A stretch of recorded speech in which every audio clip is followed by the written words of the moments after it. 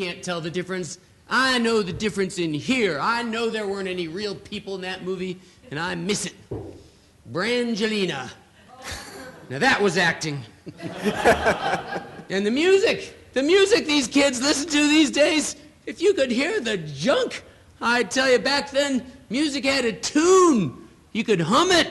It was catchy.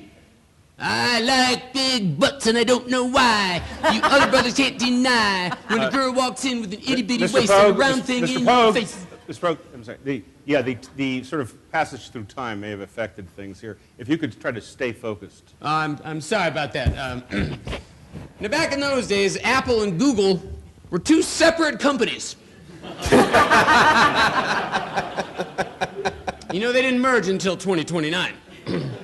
Apple's CEO, Steve Jobs, always loved to look at some industry that needed improvement and come up with a better one. You know, he came out with this music player, very popular, came out with his cell phone. Then, of course, in 2014 is when he launched his own version of the internet, you know, iNet. Yeah. But meanwhile, Google started making cell phones, and then digital cameras, and then movie players. Pretty soon you couldn't tell the two damn companies apart. So it made sense for them to merge Google and Apple. Goople. Never did like the name. So let's see, kids. Yeah, kids did a lot more waiting back in the day. They knew the value of patience. Nowadays, everything's instant. TV show, movie, book, your news, your music, instantly. In my day, if you wanted a book, you got in your car and you drove to a thing called a library. That's right. Then you took it back when you were done. Now, if you want something, you just downloaded it. We played video games back then, too, but nothing like what these kids today have. If you wanted to be in a video game, you'd have what you call an avatar or a character, and it looked nothing like you. It was drawn by somebody else. Now, of course, you look like yourself. And it wasn't just the camera looking at you and imitating the movements you made in front of your TV. Oh, no. Back then, you had a little plastic thing. You had to push buttons or wave in the air. I can remember when Microsoft came out. Well, yeah, it used to be a company called Microsoft. It was big back in the day. It came out with motion recognition for playing games 2010, 2011, I believe.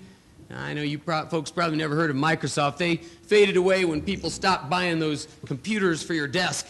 But those were pretty big for a while. Now, I know kids grow up much faster today than they used to. In my day, we used to scold you if you used the F word before you were 9. And this thing about beer in the middle of school, I'm against it. You know, on the other hand, in some ways, kids are still kids. They still like to build things. Maybe it's not little plastic snap-together blocks anymore, but the Holo Legos are pretty close. They still like to play games. Okay, they don't go outside to do it much anymore. Who wants to go outside when there are hurricanes 200 days a year? And the water in the streets is over the top of your boots. But they like to connect with the other kids around the planet in those computer games. They still like to make music. I like how you can be in a band with other kids around the world you never met and never will met. A couple of those groups even got famous before they even met. And some kids still like to run around. I read an item on my e-reader just last night about a new company that's making toys for kids that don't use any power. Speaking of which, can you imagine? They don't plug in. They don't have to be recharged. One of them is a sort of a hoop you keep in motion by wiggling your hips. They had something like that back in my parents' day. And one's a board with little wheels on it. You try to balance as you go down a hill and all. Skateboards, we used to call them. And they seem so new and different, the kids are snapping them up. These ancient things making a comeback. I like that. Because at the end of the day, the gadgets may change, but people are still people. Well, I mean, except for those kooks who are merging their DNA with animals, but that's another story. So you folks have a good panel, and thanks for letting me come by and reminisce a bit.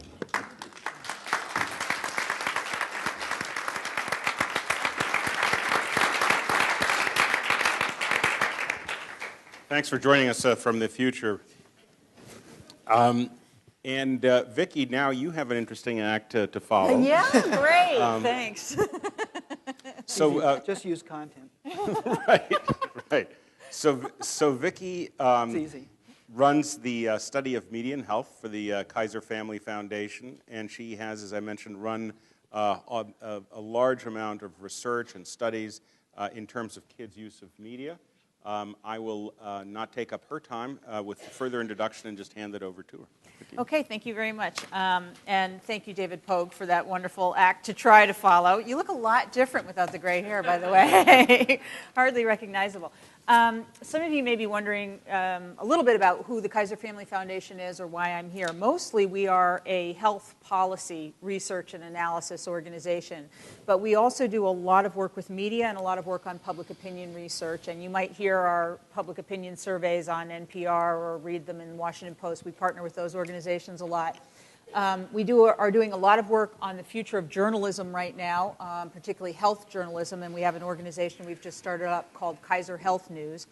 And I do a lot of work on kids in media, including looking for ways to use media to communicate with teens and young adults, and also just trying to document in an objective way what media kids are using. The purpose of the work that I do is to provide reliable data. We have no other motive. We're not trying to sell anything to anybody. Our purpose is to put data out there for health organizations that are trying to communicate with kids and want to use new media technologies to do so. It might be the American Legacy Foundation trying to fight smoking in kids, or the National Campaign to Prevent Teen Pregnancy, or our own work on HIV prevention and so on. And we also want to provide information for parents and for academic and scientific researchers who are studying the impact of media on kids, and also for policymakers who are trying to craft public policies with regard to media and kids, whether it's on advertising or internet safety or the like. And I want to thank Warren in particular for inviting me to participate in this panel. I think Warren had one of my favorite quotes of all time, which was when he said that the best piece of new technology for a small child is a kitten. And that has always stuck with me. I am not really a person who can do a very good job of predicting the technological future. I can't even imagine what it would be like to be you in 1968 and to be imagining the Dynabook. I mean, I'm the person for whom the new technologies truly do feel like magic when they work. I remember the first fax machine in our office, which was 30 years ago, and watching that thing go round and round and round and feeling like it was magic when the text somehow transported itself from Boston, Massachusetts to Washington, D.C. But the one thing that I can predict is that the lives of children in 2040 will be constantly mediated. I believe they will be almost totally mediated. And I say that because every time in the past we have given children the opportunity to use media, they have done so. And the opportunities to use media are just going to be expanding. So when there was a television in the living room, kids watched the television. When we added a video game player, they added video game playing and television watching. When we added the computer, they added the computer and video game playing and television watching. When all of those media moved to kids' bedrooms, they had more opportunities to use it, and they began spending more of their time using it. Now that the mobile revolution has truly arrived in kids' lives, so these media are all available to them 24/7 in their backpacks and their pockets and their hands, they're spending even more time, whether it's waiting in line at the pizza parlor or on the bus or wherever they may be. And I imagine that all of you are going to be creating and inventing new ways and easier ways for kids to use media. So my point is, right now, kids' lives are almost totally mediated, and certainly by 2040 they will be completely mediated. So those of you here are going to be creating the content, the ideas, the images, the messages that are going to be surrounding children for pretty much all of their waking hours. So what I can share with you is my hopes for what that content will look like.